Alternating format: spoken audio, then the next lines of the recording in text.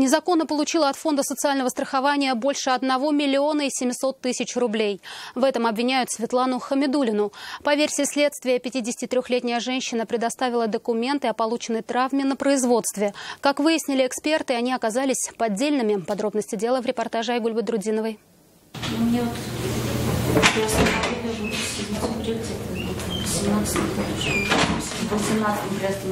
Около 5 лет Светлана Хамидуллина получала выплаты от Федеральной службы страхования. По версии следствия, она предоставила в фонд липовые документы о полученной на производстве травме.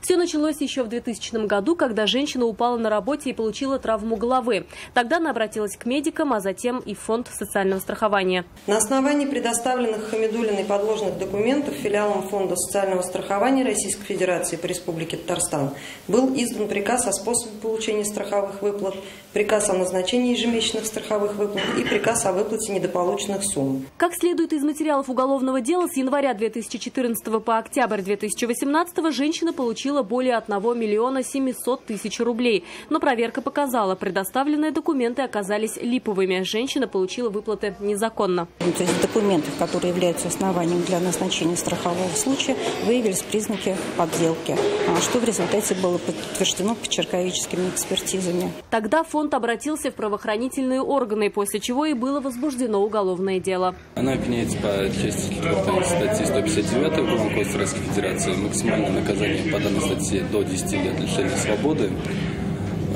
Соответственно, в прениях к концу судебного заседания будет решаться вопрос, какой непосредственно наказание она получит. Сама же подсудимая свою вину не признает. Она сообщила, что такое же дело было возбуждено и на ее сестру. Такое же дело заводили на ее родную сестру, но там прекратили за отсутствием состава преступления.